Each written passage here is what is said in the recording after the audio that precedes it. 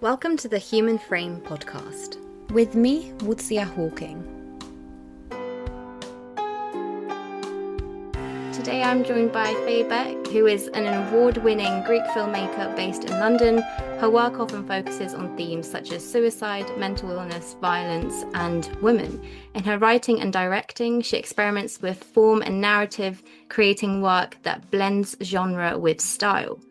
Fay also is the founder of Beck Academy of Dramatic Art, known as BADA, and the creator of Beck Emotional Access Technique, BEAT, a pioneering approach to acting that empowers performers to access character with emotional precision, psychological depth, and instinctive freedom.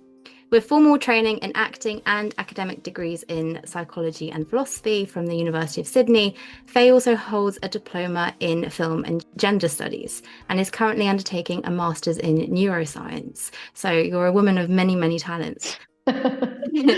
This powerful cross-disciplinary foundation underpins her method and approach, not only just to performance, but to how emotion, identity, and story live in the actor's body and mind. She is also the co-founder of Aberrant Films, through which she writes, directs, and produces original film work. Her films have been selected into international festivals, including CineQuest. Thank you again, Fay, for joining me today, and I can't wait to get started. Wonderful. Thank you so much for having me. I'm looking forward to sharing with you and your audience, hopefully something helpful. It definitely will be. I mean, with the questions I have for you.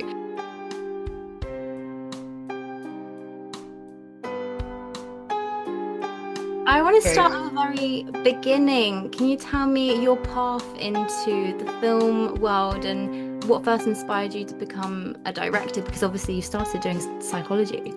Actually, the first inspiration came from acting. From the world of acting. I'm not entirely sure what it was really because I was very young. But I remember going up to my mum. I was in primary school, and I went up to my mum and I said, "I know what I want to be when I grow up." And this is a question that was very important for reasons that you were probably very well aware in my household. What are you going to be when you grow up? And I came to my mum one day after school. It felt like a eureka moment. And actually, now that I'm saying it, I'm recalling the circumstance in which it arose. It was during an interview with an actor. There was an actor. I don't remember the actor. Greek actor who was being interviewed on television, and there was something about the way he spoke that really impressed me. And I said to Mum, "I want to be an actor." And she was immediately shocked, went into shock. She was petrified. And I remember her stumbling and saying, no, that just won't do. And I'm a very, I guess, I'm a child that wants to do good by my parents at this stage, at this point. And so I remember receiving that, very sensitive child, very sensitive person. I remember receiving that as quite okay. And she proceeded to tell me something which, at the time I knew was a bunch of BS, but I'm a child, right? So I'm not going to verbalize this. And she said, and I said, "Why isn't it good?" And she said, "It's not good to be an actress." I said, "Why isn't it good?" And she said, because they die all the time. Oh, God. Right? Yeah. Does happen. Yes. But then the passion for acting and the arts remained throughout my young life, and it then took many forms. It took an interest. I guess it was redirected into an interest in writing, and then I started writing, or sort of keeping a diary, particularly around my teenage years. I had read A Nice Name, you see. That was, that impacted me greatly, and kept writing throughout my late teens and into my early 20s. I stopped doing it now simply because I just don't have time. Every now and then I might write something down. When I'm talking about writing now, I'm talking about keeping a diary, a record, like thoughts, feelings, etc. Most of the time, at the moment, I'm writing down ideas, stories, or things I've forgotten to tell people. And then because of the pressure at home of, I guess, being an accomplished something, I went into science. I mean, I was, unfortunately for me, I had an aptitude for mathematics and science, and therefore it became this thing that I was going to grow up and be a scientist, or grow up and be a doctor, and I wanted to be a doctor, so I had to go and be a doctor at university. Then the second thing that happened that I remember after that first, or maybe the third thing, was that I was 19 and I was at home, and I was up late on a Saturday or Sunday. I was in Australia at the time, and I'm in my first year at university, first or second year at university, or first year if I'm 19. There is a channel in Australia, which is probably still going, called SBS, and it used to put on art house, foreign films, art house films on a Saturday or a Sunday evening. I don't remember which one now. We're going back quite a few years. And I started watching this. Well, this thing was on. I was in the house downstairs by myself late on the weekend. And this movie came on, and I didn't know what it was. And it was Blue Velvet. And I realized that in that moment that I knew nothing about film. I realized that I didn't understand anything. I didn't know what the hell I was watching. But that impact was felt deeply. And it was at that moment that I knew that I had to reconnect or be connected with the arts, and specifically acting, directing, writing, all these things together. They're obviously very different disciplines. They entail different parts of you, but they're obviously connected. And then from that grew again, finally took the courage to do something about my desire to learn more about acting.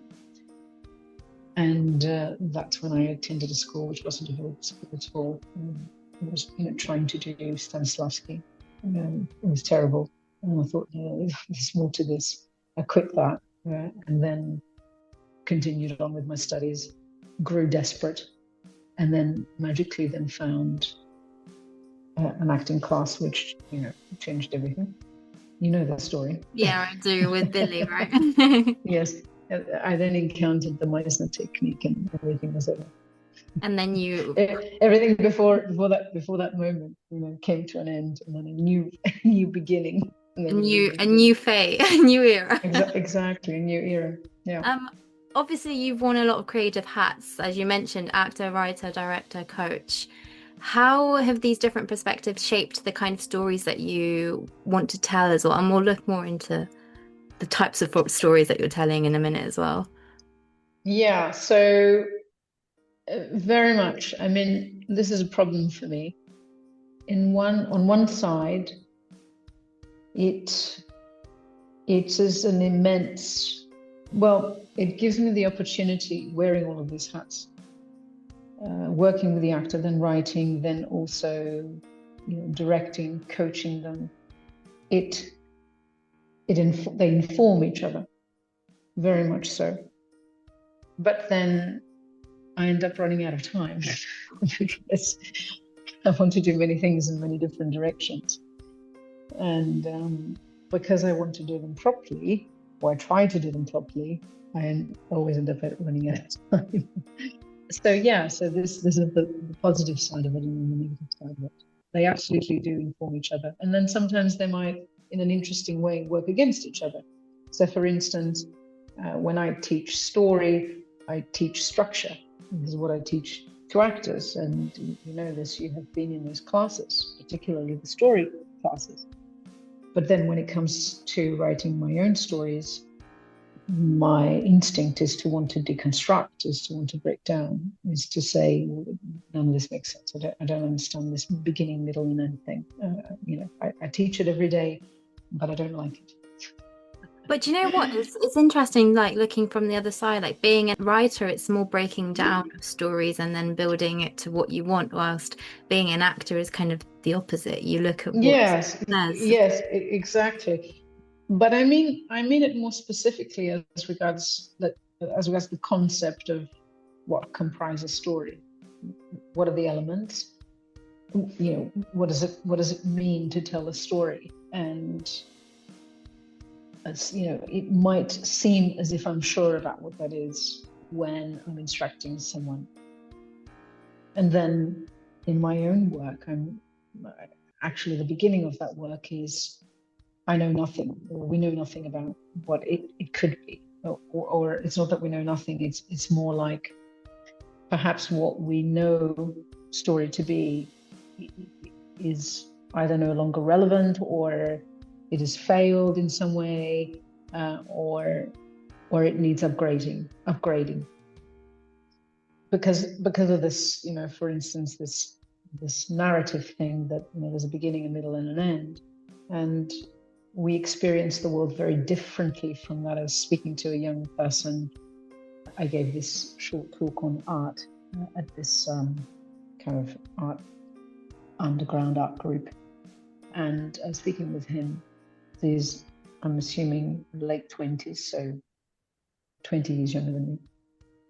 And we're talking about, he was saying how he experienced the world. He experiences the world in a very different way from what is suggested by narrative. And therefore, then the question is, can stories that follow this pattern, this structure, be relevant to younger people who are experiencing the world in a very fragmented way? And of course, then feeds into questions of identity. So if our identity is more fragmented, and if it feels to us like we're more fragmented today, do stories that follow a narrative structure, can they impact us, touch us the same way? This has been my question artistically. Or does that need upgrading? And if we want to go beyond that, would we say that maybe this could be the collapse of movies as we know them, right? Maybe not. I don't know. I think we're just at the beginning of this. Yeah, or maybe a reshaping of what movies are. I hope for the better. I hope not for the worse, but we don't know at this point. Yeah, I mean, I'm not sure about the better or worse. I'm not sure. I'm on two sides here. I occupy both spaces. So sometimes I'm an optimist, sometimes I'm a pessimist. Sometimes I think, because I'm a bit of a futurist, I think we're always going to progress and moving towards something that has to be. The idea of positive, I'm not so sure, but it just has to be that way. And sometimes I think this is just terrible. It's a terrible idea that we're going down this way. Yeah, I'm not sure. Yeah, but things, I don't know, sometimes do move, they develop into a certain point and then we end up going backwards to things. I've seen this a lot in music. In terms of now, artists seem to use a lot less auto-tuning, going more into using orchestras. For example, I'm obsessed with Rosalia's album at the moment, and that's exactly what she's done. And I feel like that will happen in cinema as well at some point. I think with the rise of the AI and all, I mean, I know your point of view about all of this. I think there will be a turn back into not using all of these kind of outputs at some point. I hope. Yeah, I'm not, unfortunately, it depends on the day for me. Sometimes I think yes, and sometimes I think no. I think because I'm 47, well, I'll be 47 next week, and I've been hearing, and I know that, what is 47 years on the planet? Nothing, right, in the greater scheme of things. But I've been hearing this now for, we're going to go back for the last 20 years, and I'm not sure that, and particularly over the last 10 years, and then even more particularly over the last 5 years, right, since COVID. We haven't gone back anyway. It's getting worse. So yeah, to me, sure, there seems to be a kind of looking back. We're looking back, and some people are touching back, but I'm not sure that it's a movement yet, and I'm not sure whether it's going to be a movement. I don't know. I'm excited to see it. Yeah, me too. And I hope we're all part of that journey in a big way as well. I also want to ask you, when was the turning point when you knew you wanted to focus on directing a lot more than the other aspects of your work? Yeah, okay. So I think you probably know the answer to this question too. So I did my training whilst also completing my degrees at university, and studying psychology and studying philosophy, which I did always find inherently interesting, but for the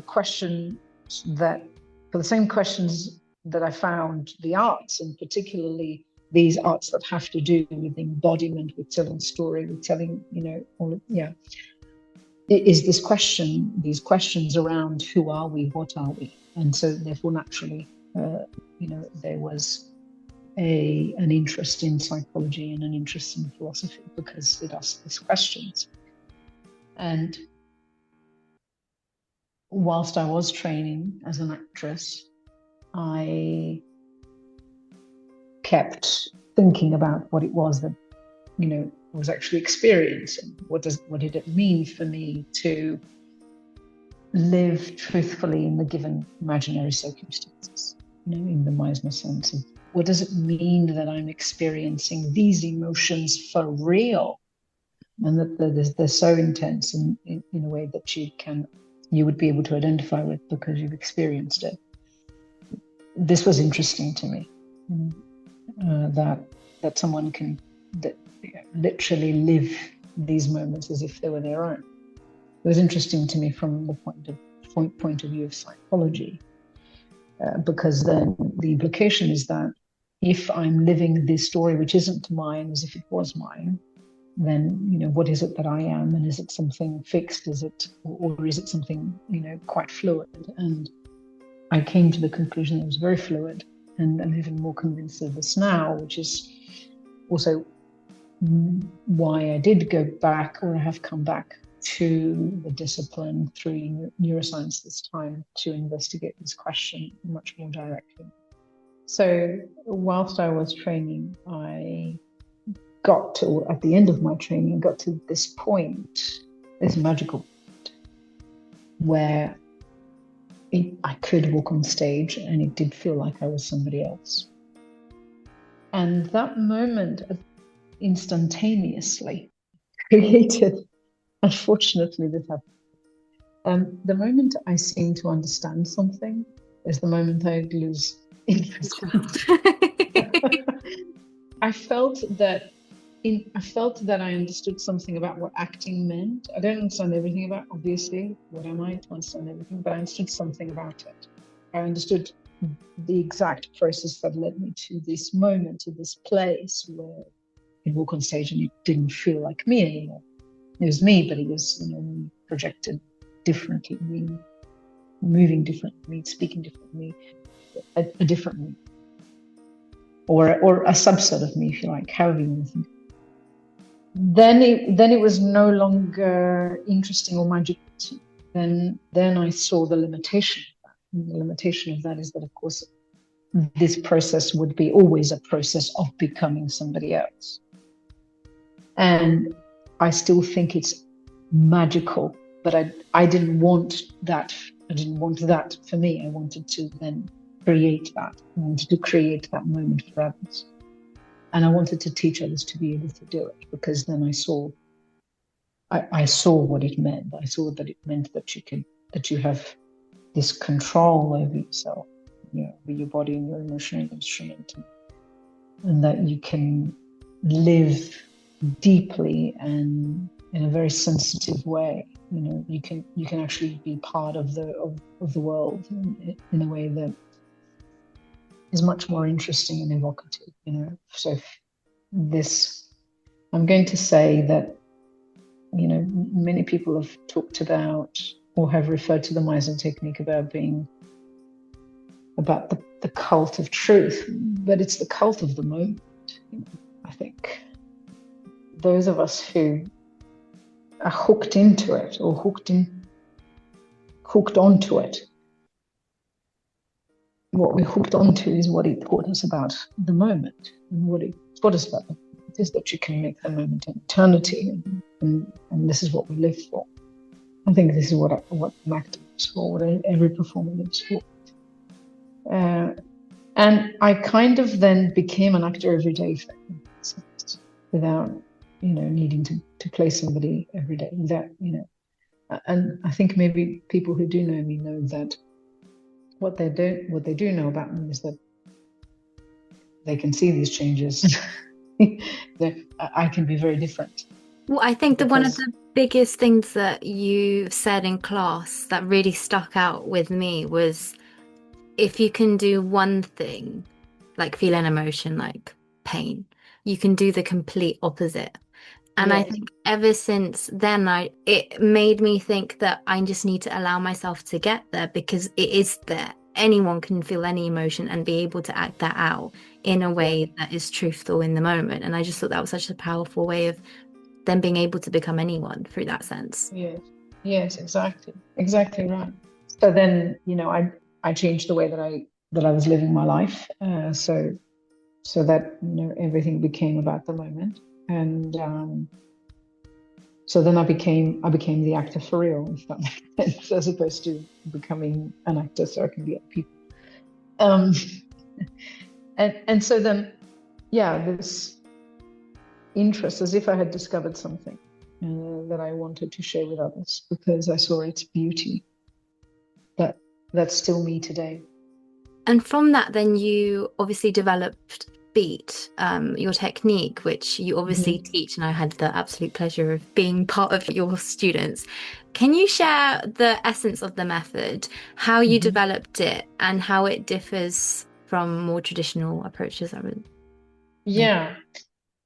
Well, it was actually because I saw that people found the Meisner technique. So the Meisner technique, if it's taught properly, because oftentimes it's not, is a process of discovering or dissolving, rather, your defense mechanisms through the process of grasping truth in the moment. So, and we would probably need to go into a 2-hour session in order for me to open that up. But I think even after 2 years of studying everything, I think I could still learn a lot more, to be honest. But it just became problematic as a method, because, and I think this is also the reason why it's taught badly very often. And I know from people who knew Meisner, including my own teacher, who would be absolutely, turning over in his grave if he knew what some people have done in his name. And that's not because I have a necessary, I've never met the guy. However, I do believe that if we're going to use somebody's names, we should stay true to its essence. But it became very difficult to teach it, because we now have a new generation of people who have been systematically told that, what they believe is right. Whereas the Meisner technique really challenges it. It really challenges the ego. And it does it in in a very direct way, and it does it in a confronting way to the ego. These are the traditional approaches. And of course, this was okay, fine, when you had, in previous generations, including my own, people would accept that they need to enter a space and they would need to change and they would need to develop and they would need to break down defense mechanisms and all this kind of stuff. This was accepted. And that it would be, at some level unsafe, meaning that not, horrible to the self, but that, they're going to go into unfamiliar territory. We knew that, it was accepted, and we grew from that. Absolutely.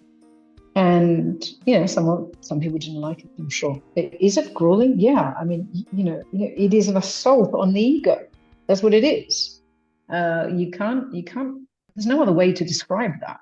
It's an assault. It's showing your defense mechanisms for what they are.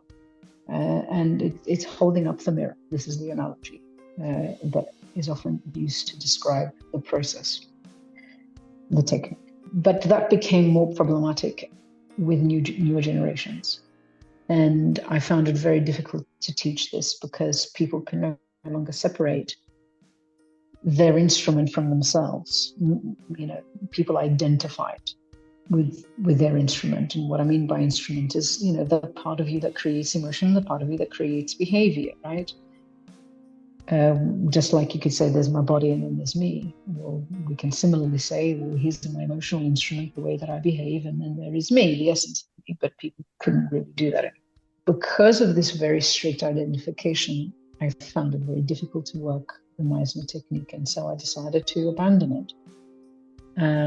I still teach it. There are people who have trained at the studio who have never been taught it before, so it depends on the group. I take a kind of an eclectic approach now when it comes to training different groups, because I want to see their tolerance for it. The current group wants to do it, so let's see. I think everyone should do it. Like everyone. Well, I think because it was so confronting, it made me learn a lot of things about myself to then be able to overcome, to then be able to play characters exactly how they're meant to be played.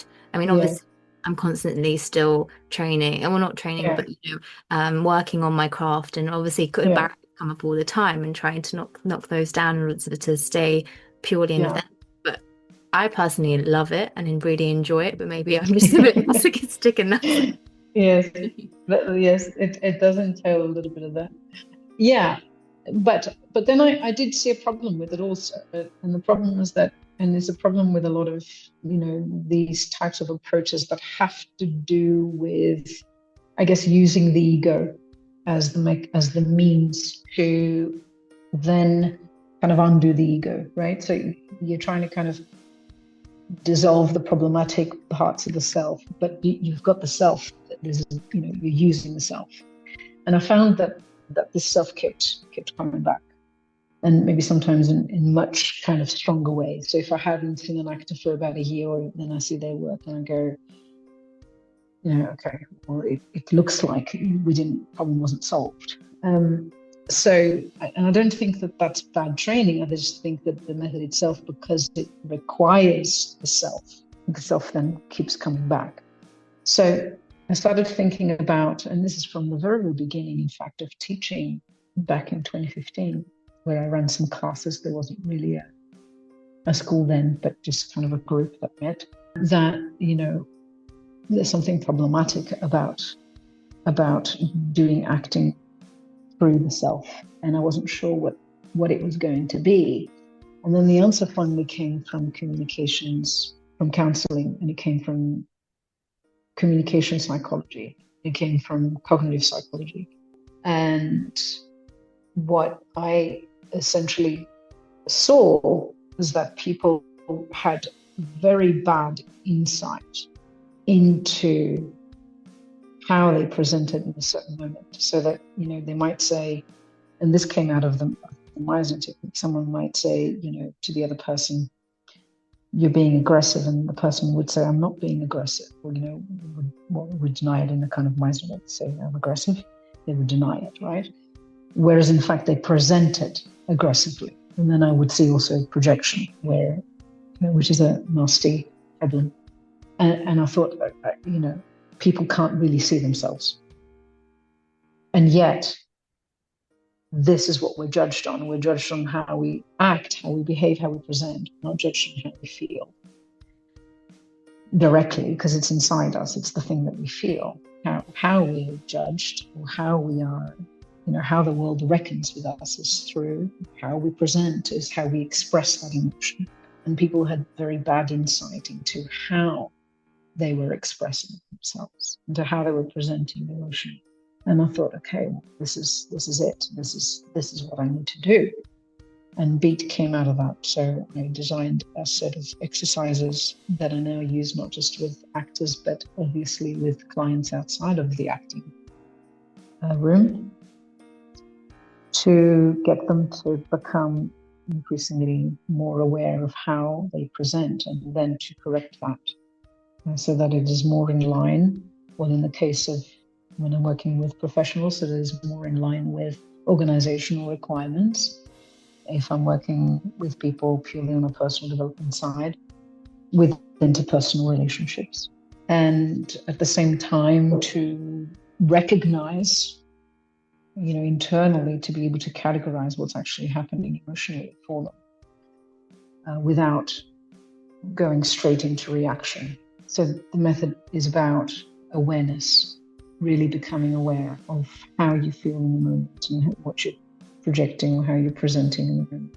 That gives us an opportunity to stop, not be reactive, not be the automatic reactive self, but to actually take control of presentation and even our emotions, and move forward in a way that is better, more healthy for us.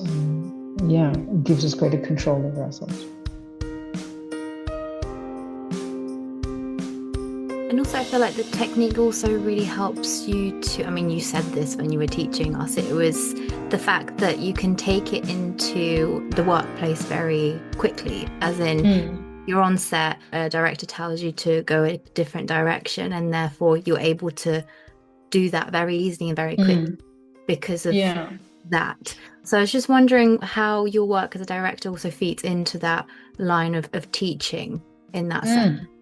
Yeah, interesting. It depends, because it depends who I'm working with. Most of the time I'm working with people that I've trained, but even more recently, because in working with people now, post developing Beat, I find that if I've worked with them, they can usually decipher my very strange, fluffy directions.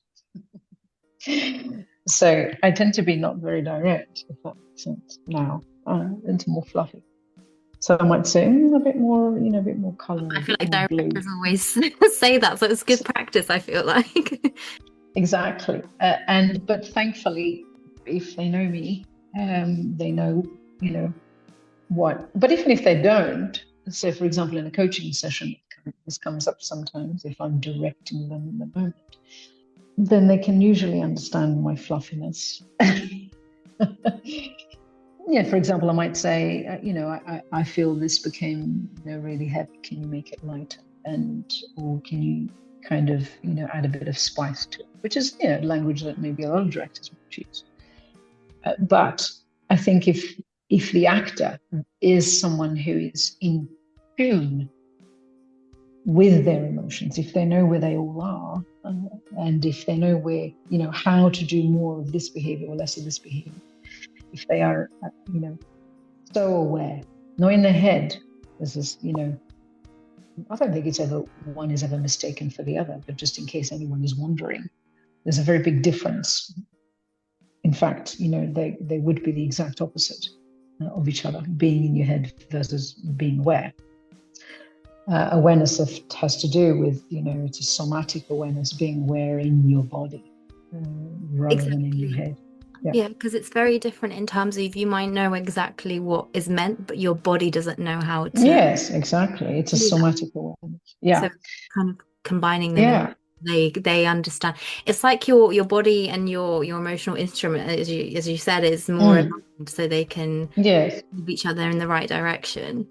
Exactly right. So then they can easily interpret, you know, what someone might be trying to tell them, because they're in tune, and so then they'll try directly say yeah, no, or yes, no, more this, less this, or whatever. Definitely. It's about bringing the actor into that state of control over their bodies. Yeah, like an athlete is. For me, the analogy is a dancer or a singer, or if you were a coach and you were playing back to your diver, imagine a diver, and you said, when you do this triple somersault, your left ankle flips out 45 degrees, right? I mean, it's impossible to think that someone could have that kind of intelligence over their body, that they could correct their posture mid-air as they're doing this really complex turn, and yet they do. And I try to bring that kind of control to help the actor have that kind of control, or any person really, over their emotions, and to that extent. Yeah. And it's not an easy thing to do, but I feel like the more not easy is, the more, I mean, for me anyway, the more I wanted to get obsessed and be able to do it, because that was annoying me. Yeah. Good. I know that. I want to look more at your last short film, your latest short film, which is well, it's not your latest one actually, because the latest one was The Weight of Blue. But anyway, on XXXX My Sex Doll, it We deals hit with... a million views. Yeah, I know. I'm so proud of you guys, honestly, and it's great. Yes. And it obviously deals with a lot of bold and provocative themes. Mm. What drew you to that story in particular, and what was your process in writing it? Yeah, so a number of things happened at the same time. A woman here was brutally raped here in the UK, in London at the time, brutally raped and killed.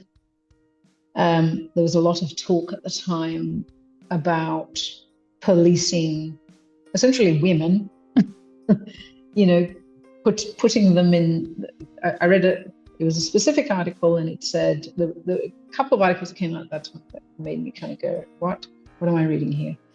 The idea of women-only carriages from now on. And I thought, this is what is this? This is actually considered, this is actually. And I read recently that they're doing something like this in Paris. Yeah, Did you read this? I don't know how I feel about it. No, I mean, it means that we've gone somewhere as a society if we find that the safest way, or the best way we can keep women safe is if we have, women-only spaces in public transport. If that's for real, then I think we're further along than what we thought. Much further along, which is alarming for me. So that had happened, and then there was talk, perhaps even in the same article, maybe, about creating some kind of an app that would be used, that would be a kind of. Did you see this at the time? Not at the. Oh, did I see the app? No, I didn't actually. I think when I saw My Sex Doll was the first time that I really thought about it. Yeah. So the app. So the idea for the app is that there would be some kind of app. It wasn't a dating app. That's what obviously took this further in the film. But in real life, the discussion at the time was around having an app that, let's say that you're a woman and you're about to go down the street and buy milk. Then you can log your outings on this app. And I guess you know how I feel about it. And so that was one event. And then at the same time, whilst investigating, I was working on a film, which is, I guess, it's a film set in the future about government controlling emotions, and I came across, well, I started thinking about AI. I started reading into artificial intelligence, and brought me to, well, robotics. At the time, I saw a little video clip of, I think these guys are called Dynamics. Boston Dynamics. And they have Spot, which is like a robotic dog. Well, they had just developed this new prototype of a bipedal, I don't know, servant-like robot.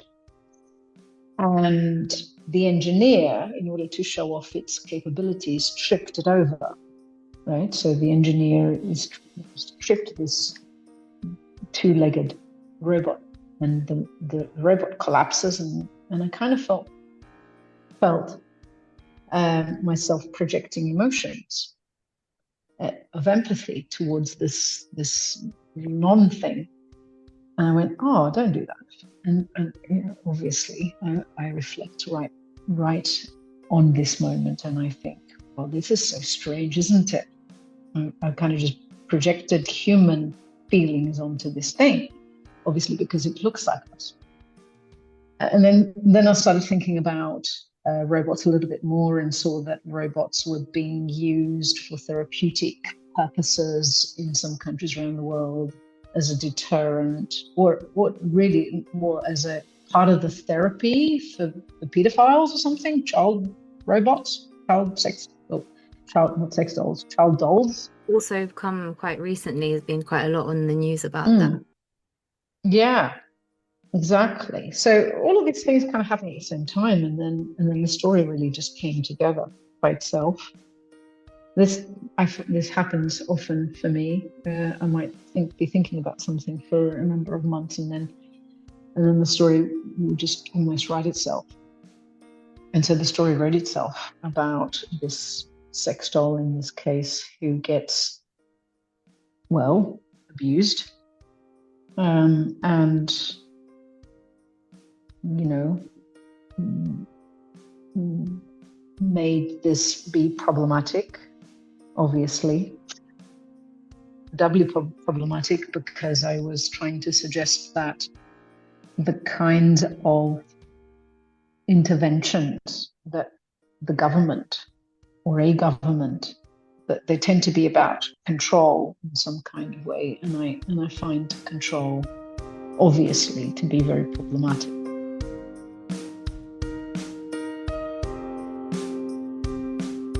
And obviously there's a lot about objectification of women's bodies. I mean, she's a doll. Yes. But in that sense, she's very sexualized in that sense. You know, she very typically looks like what every man's dream stereotypically would be. But also intimacy, both from her point of view and his point of view, in very different ways, and human connection. So I was just wondering what also conversations you wanted to spark through that, or whether you had any in mind. Many. Yes. I think that, I guess the question is, are we ever going to be able to get around this issue of objectification? Are we ever going, and I know that people will say, but men's bodies are objectified too. Yes, they are. This is exactly the problem. Objectification is the problem. Definitely not in the same way, or to the same extent. Well, other people's bodies are also objectified, right? Children's bodies, young people's bodies are objectified. I think this is a question that has more to do with capitalism than it does with anything else. I think this is a problem with capitalism, to be honest with you, because it fetishizes something, and in fetishizing it, the thing that's created, the fetish product, is often far removed from the real thing. A woman, in this case, a young person, in this case, a healthy man, in that case. I think that, it's almost a scenario of a perfect storm where you have, we live in a society, capitalist society, that has lost the intrinsic value of things and approaches value of things through, the fetishized object.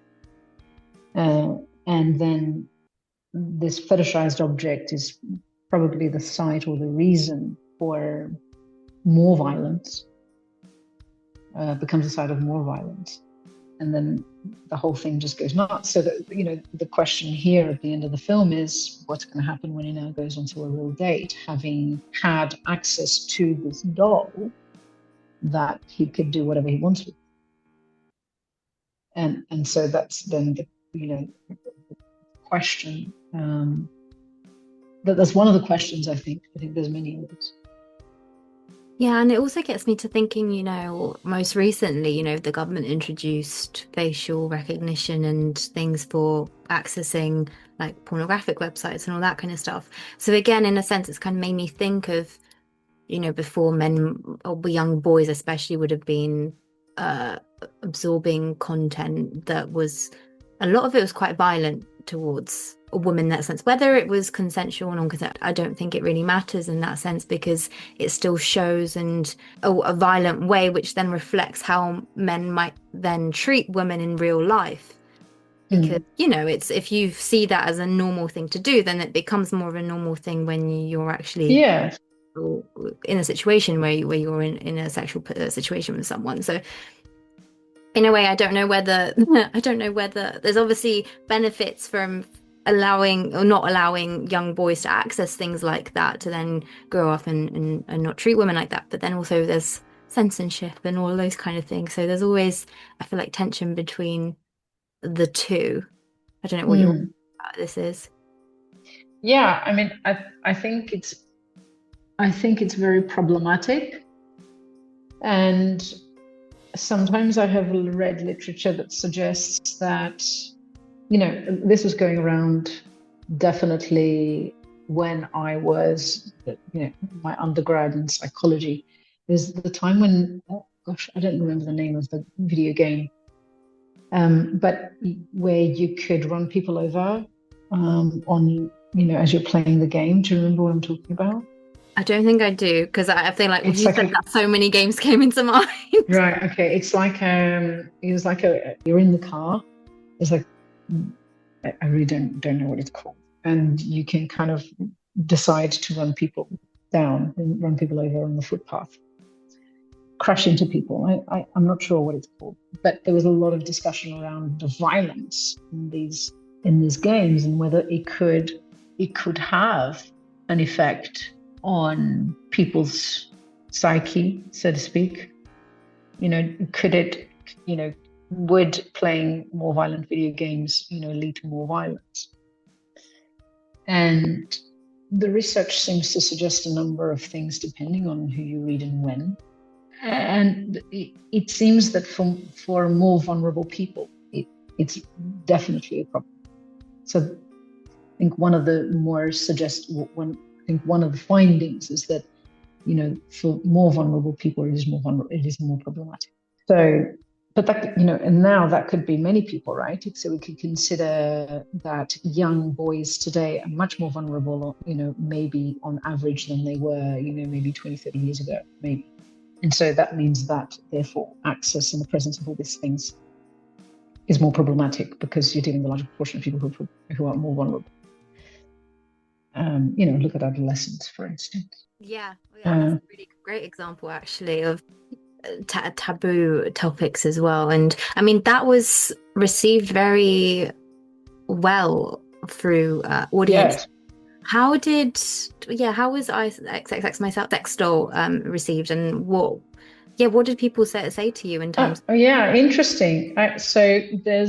I wanted to kind of play around a little bit with, I think one of the things that I find most problematic about art today is that, I mean, not specific, but I mean the concept of art, what art, attempts to do is that it has lost its heart as far as I'm concerned, as a consumer now, right? I think as what it says that it's meant to do, it's lost its heart. Now that it's still doing it, but it's lost its identity.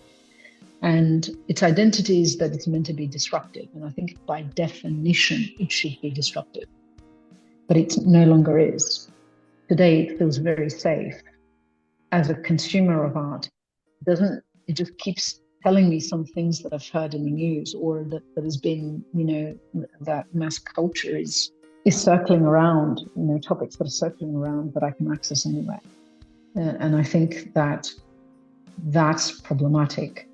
So and then this is where the wanting to make films differently, and I think you can see, particularly over the last 10 years, there's been just some incredible work done by filmmakers who are really playing around with expectation of what film should be and how the narrative should go. I think this is a great time for experimentation, and I think because they're seeking a way to keep connecting with audiences, because the artist is trying to connect with the audience, and they're finding that the audience is growing, distant. It's kind of hard to reach them. And I think one attempt is to change the structure. In fact, the first conversation is to change the medium through which we're trying to do this. And so, because I'm very mindful of that, I try to do the same. So there's a bit, when you're watching the film, the bit at the beginning kind of feels like we're laughing at Doc. He laughs at her. Right? Did you note that? Yeah. And I've had audience, when it's played at festivals, they said, well, it's interesting because here in the UK, there's been a different response to the US. How has it been different? Well, here in the UK, people have been like, when it's been shown, they would go along and laugh, right? But then the film really turns that off, makes you feel very problematized by the fact that you laughed at her. And, I can be blamed for, I can be blamed for this intentionally making them feel uncomfortable. I guess because I don't want us to dismiss anybody that doesn't have a voice. I don't want us to dismiss even the robots. I don't want us to dismiss, people who don't have a voice, because we do that. We can laugh at them. And this really turns it on its head and says, you laughed at this person, she is getting, not having a good time. So British audiences were very comfortable with this. And so the feedback had been very positive. Wow, this really, I didn't expect it to go there, and then it did, and it really impacted me. And that obviously makes me feel very happy, because that's what every filmmaker is trying to say. And then, but in the US, it was, where it was played, I had people come up to me and say, was it intentional for you to, make us laugh, and then, as if this is a problem, right? So it's interesting that that's interesting, because I feel like festival audiences, yeah, the substance, I was laughing, crying, disgusted, everything. You're meant to be feeling emotions when I feel like a piece of work makes you feel everything, rather than one like being depressed the whole time when you're watching. Yes. And so I have stats of the film in terms of who voted what from IMDb, how people have voted, whether they like the film. And it just, other than the live experience, or the live experiences, people in the US have maybe tended not to be as favorable towards it as other cultures, which is interesting. Yeah. It really baffles me, because I feel like a lot of films that have come out from America recently have, well, maybe because they like the Hollywood ideals and maybe now, but I'm not sure. I think it was received very well there as well, obviously, but I think just looking at the statistics of who viewed it and how they rated it, was interesting. Great.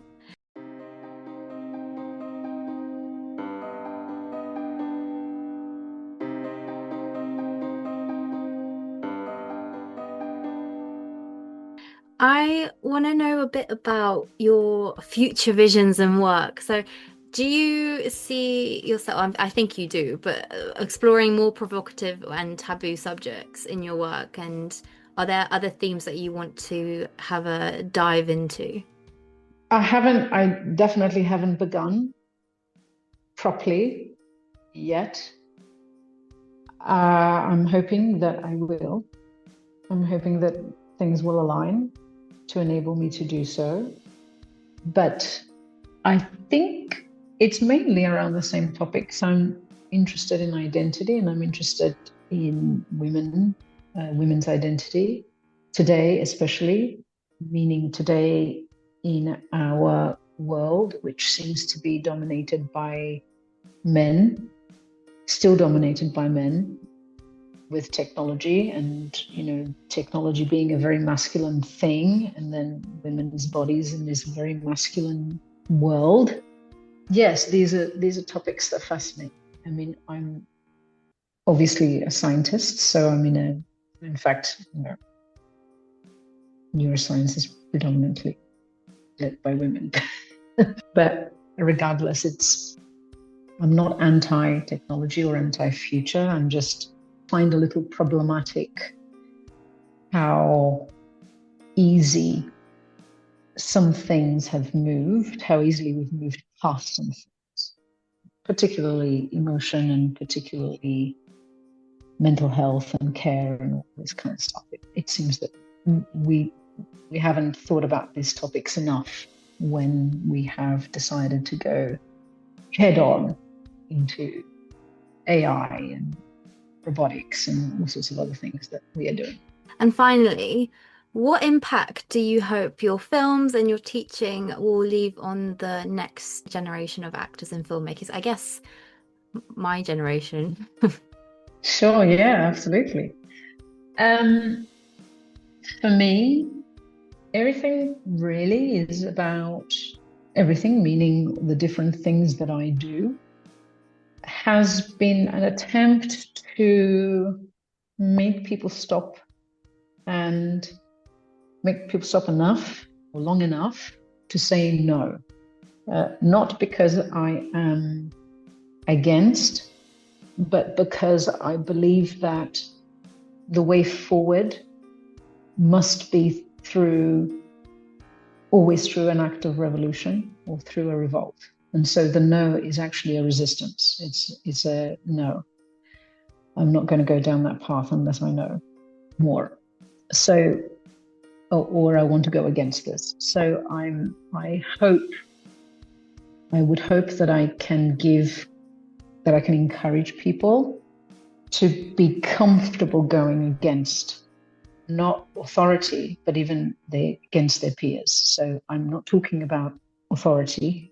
I'm talking about their peers. I'm talking about mass culture. I'm talking about the things that are taken for granted every day that we may think are actually good for us.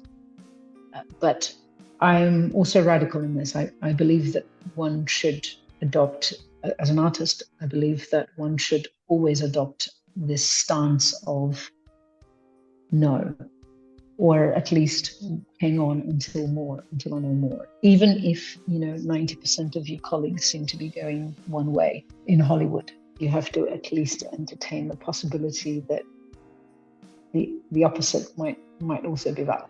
That moment of resistance is something that we have to fight for as human beings. Because if there is anything that I am afraid of into this future, is this conformity, a conformity that comes with, we feel that apparently we're, a conformity that comes from all of us sharing the same ideas. It's like, yes, it's good that we seem to agree on some things. We have to always see whether the opposite can hold up. And if it can, then art should investigate it. Then we as artists should investigate that. Do you see what I mean? Completely, because I feel like it takes you down a different trajectory and develops and challenges and questions, which then ultimately make us better. Well, I don't want, maybe not better, but it makes us understand different perspectives more. It makes us evolve, which is what constantly humans are doing, is evolving from the state that they were. Even like you said, like on a Yeah, day-to-day narrative, maybe this is very yeah, yeah, Buddhist yeah. perspective, but you know, one Totally. Well, right now, but can change in a second. exactly. So, for example, what I mean by everybody conforming, a huge number of, I don't know the statistics, but huge, a huge number of people are using social media, like Instagram, right? Actors, for instance. Well, we don't really hear, and there are people out there, but they don't have voice because we're not trying to. But we don't hear enough of a resistance. We don't hear from enough people in the world, whether they're politicians or teachers or whatever, saying, no, what are we doing? Is this actually even good for us? And all indications are to the contrary. In only very small instances, in small cases, have things like Instagram been helpful for people. And if you're thinking about children, there's almost no evidence that it is good for children, which is why Australia has banned it for children. I think we should do this here. So, these are the kinds of things that I'm talking about. These things are accepted, or, democratizing, pornography, these kinds of things. I mean, I don't know, but I have, I believe that we must at least be saying, what? Exactly, questioning everything that we're faced with, which is what art ultimately does.